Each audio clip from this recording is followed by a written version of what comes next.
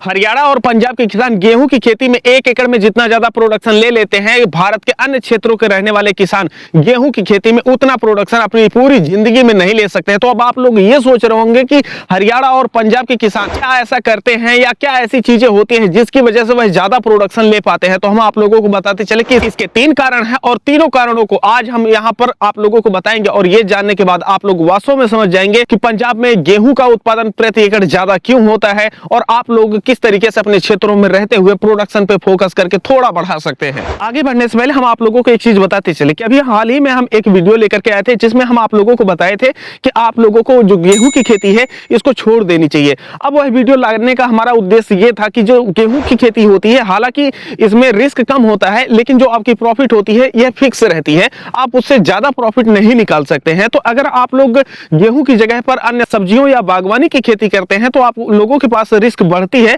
लेकिन पैसा कमाने का जो चांस होता है यह काफी ज्यादा बढ़ता है। तो ऐसे में हम लोग एक बॉक्स में रह करके ना सोचे, इस दुनिया में आए हैं तो यार कुछ बड़ा करके निकले।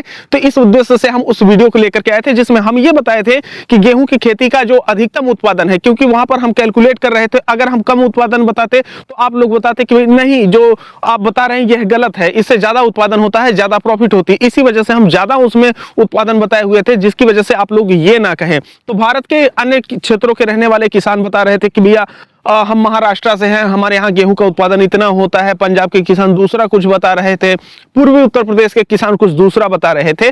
तो इसी वजह से हम यह वीडियो लेकर के आ रहे हैं कि आखिर ऐसा क्यों होता है कि जो पंजाब के किसान होते हैं वह प्रति एकड़ गेहूं का उत्पादन ज्यादा लेकर के आते हैं। जब हम वीडियो में कोई चीज बता रहे होते तो हमारी नई उम्र और पहनावे को देख करके काफी लोगों को लगता है कि हम सिर्फ पढ़ लिए और आप लोगों के लिए वीडियो बना दिए। हम आप लोगों को बताते चले कि बचपन से हम खेती करते हुए आ रहे हैं और जब हम वीडियो बना रहे हैं तो इस समय हमारे खेतों में जो फसलें लगी हैं उनका हम आप लोगों को एक बार नाम बता देना चाहते हैं।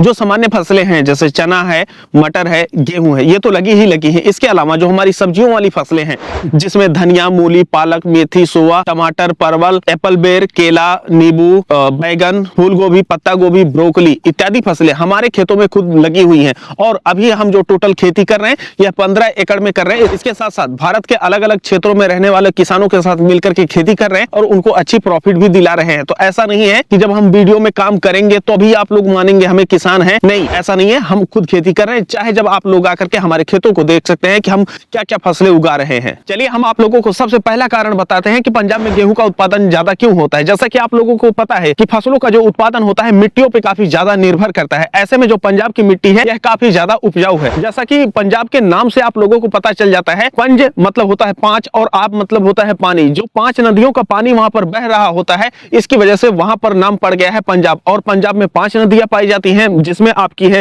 रावी, ब्यास, चेनाब, झेलम, सतलुज। ये 5 नदियां वहां पर एक उपजाऊ क्षेत्र बनाती हैं जिसकी वजह से वहां की जो मिट्टियां हैं यह काफी ज्यादा उपजाऊ हैं और जब वहां पर ये फसलें लगाई जाती हैं तो उनका जो उत्पादन होता है यह काफी ज्यादा होता है। तो ऐसे में सबसे पहला कारण तो हमारा हो गया है मिट्टी। अब चलिए हम दूसरा कारण आप लोगों को बताते हैं। अगर हम दूसरे कारण की बात करें तो भारत में जब हरित क्रांति आती है तो उसका सबसे ज्यादा प्रभाव हरियाणा और पंजाब में पड़ा, जिसकी वजह से वहां पर जो उर्वरक थे इनका उपयोग ज्यादा हुआ। अब जब उर्वरक का उपयोग ज्यादा हुआ तो फसलों का जो प्रोडक्शन है यह काफी ज्यादा बढ़ा। तो आप लोग एक चीज देखेंगे कि जो पंजाब और हरियाणा का क्षेत्र है वहां पर रासायनिक उर्वरक जिसमें आपका कीटनाशक, फंगीसाइड और फर्टिलाइजर आते हैं, यह वहां पर अन्य राज्यों की अपेक्षा प्रति एकड़ ज्यादा प्रयोग किया जाता है, जिसकी वजह से वहां पर प्रति एकड़ उत्पादन पे भी असर देखने को मिला हुआ है। आप लोग सोशल मीडिया पे एक चीज का भी ध्यान दिए हैं कि ज्यादातर ट्रैक्टर स्टैंड की वीडियो आप लोगों को हरियाणा और पंजाब के किसानों की ही मिलती है, बिहार और पूर्वी उत्तर प्रदेश के किसानों की क्यों नहीं मिलती है। देखिए पंजाब के जो किसान हैं वह समृद्ध ज्यादा हैं, तो इस वजह से अगर स्टंट करते समय उनके ट्रैक्टर टूट फूट भी जाते हैं तो उनके लिए कोई बड़ी बात नहीं है, वो जाकर के तुरंत दूसरा ट्रैक्टर खरीद लेंगे। वहीं पर बिहार के जो किसान हैं उनके लिए जो ट्रैक्टर होता है यह बहुत बड़ी चीज होती है, उनके कमाने का मुख्य जरिया भी होता है। तो ऐसे में अगर वह लोग स्टंट करेंगे तो उनके ट्रैक्टर खराब होने के बाद दूसरा ट्रैक्टर खरीदने में उनकी जो हालत है यह काफी ज्यादा खराब हो जाएगी। भारत के हर क्षेत्रों में जिस तरीके से आप लोग जाते हैं तो चाय की दुकानें आप लोगों को दिखाई देती हैं, उसी तरीके से अगर आप लोग हरियाणा और पंजाब में जाते हैं तो वहां पर एग्रीकल्चर मशीनरी बनाने वाली जो दुकानें होती हैं यह काफी ज्यादा आप लोगों को दिखाई देती हैं। दुकानें शब्द प्रयोग करना उनके लिए अच्छा नहीं होगा, उनके लिए आप फैक्ट्री बोल सकते हैं। जिस चौराहे पे जा रहे हैं आप लोग वहां पर एग्रीकल्चर जो मशीनरी है यह बनाई जा रही है, जिसकी वजह से वहां के जो किसान हैं उन मशीनों का उपयोग करके अपने खेतों में प्रति एकड़ ज्यादा उत्पादन लेकर के भी आते हैं। आगे बढ़ने से पहले आप लोगों के लिए नई जरूरी सूचना। देखिए, जब भी आप लोग रासायनिक खेती करते हैं तो दिन ब दिन लागत आपकी बढ़ती जा रही है। ऐसे में जब आप लोग जैविक खेती करने जाते हैं तो सबसे बड़ी समस्या ये होती है कि कौन से जैविक उर्वरक, कीटनाशक, फंगिसाइड घर पे कैसे तैयार करें, उनका कैसे किस मात्रा में कब प्रयोग करना चाहिए। तो इन्हीं सभी समस्याओं को ध्यान में रखते हुए हमने एक ऐसी किताब लिखी है जिसमें आप लोगों को 101 प्रकार के जैविक उर्वरक, कीटनाशक, फंगिसाइड के बारे में जानकारी मिल जाती है। उनको आप लोग अपने घर पे बना करके अपनी फसलों में आसानी से उपयोग कर सकते हैं, जिसकी वजह से रासायनिक खेती की जो लागत है ये घट जाती है और जैविक खेती आप लोग बहुत ही आसानी से कर सकते हैं। यह किताब हिंदी और अंग्रेजी दोनों में उपलब्ध है। 101 चीजें आप लोगों को मिलती हैं सिर्फ 101 रुपए में। तो दिए गए नंबर पे आप लोग 101 रुपए का पेमेंट करके पेमेंट का स्क्रीनशॉट उसी पे व्हाट्सएप कर दीजिए और ये किताब तुरंत आप लोगों को मिल जाएगी। किताब डिजिटल या पीडीएफ में आप लोगों को मिलती है। और जो तीसरा कारण है यह सबसे ज्यादा महत्वपूर्ण है। आप लोग एक चीज देखे होंगे कि हरियाणा और पंजाब के जो किसान हैं यह गेहूं की बुआई पहले कर देते हैं और वहीं पर जो मध्य प्रदेश, महाराष्ट्र के किसान होते हैं वह पंजाब के किसानों की बुआई के बाद ही अपने खेतों की बुआई करते हैं। जानते हैं ऐसा क्यों होता है? देखिए, पृथ्वी की जो भौगोलिक स्थिति है इसी के कारण ऐसा होता है। जब ठंड आती है तो जो सूर्य होता है यह दक्षिणायन हो जाता है, कर्क रेखा की बजाय यह मकर रेखा की तरफ जाने लगता है। ऐसे में जो पंजाब का क्षेत्र है वहां पर ठंडी पहले आ जाती है, जिसकी वजह से गेहूं की बुआई के लिए वहां पर मौसम पहले अनुकूल हो जाता है। तो वहां पर लंबे समय तक मौसम ठंडा रहता है, जिसकी वजह से जो गेहूं की फसल है इसे ठंडा मौसम पसंद है।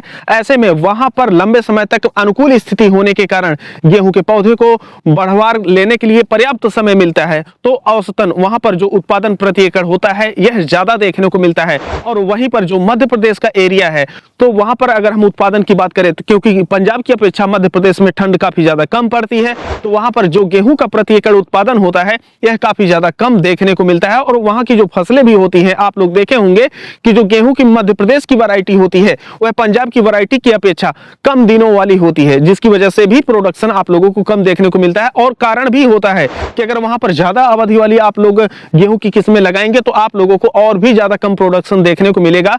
तो जो गेहूं की वैरायटी आप लोग पंजाब में लगा सकते हैं उसे आप लोग मध्य प्रदेश में लगाएंगे तो बेहतर रिजल्ट नहीं मिलेगा। इसी वजह से जो संस्थाएं हैं जब यह गेहूं की वैरायटी डेवलप करती हैं तो यह बताती हैं कि इन वैरायटियों को इन क्षेत्रों में आप लोग लगा सकते हैं और अगर इन क्षेत्रों के अलावा लगाते हैं तो आप लोगों को वह क्वालिटी देखने को नहीं मिलती है। सेम इसी तरीके से आप लोग धान में देखे होंगे कि जो पतले दाने वाली जो वैरायटियां होती हैं, लंबा दाना होता है, वह पंजाब, हरियाणा के क्षेत्र में ज्यादा लगाए जाते हैं। वहीं पर अगर आप लोग उन धान को अपने क्षेत्रों में लगाते हैं तो उसकी जो क्वालिटी है यह सही नहीं आती है। तो यह जो कारण है यह सबसे ज्यादा जिम्मेदार है पंजाब और हरियाणा में ज्यादा प्रोडक्शन के लिए। अब पंजाब के जो किसान हैं यह 1 एकड़ गेहूं का औसतन उत्पादन 20 से 25 क्विंटल बड़े आराम से ले लेते हैं। वहीं पर जो पूर्वी उत्तर प्रदेश है यहां पर 15 से 18 क्विंटल और जो मध्य प्रदेश है वहां पर 12 से 15 क्विंटल तक लेते हैं। तो इस वजह से जब हम कोई भी आंकड़े देते हैं तो आप लोग ये देखते हैं कि उस वीडियो के नीचे कमेंट करते हैं कि भाई इतना उत्पादन कहां होता है। तो अगर हम कोई भी आंकड़े उपलब्ध करवाएंगे आप लोगों को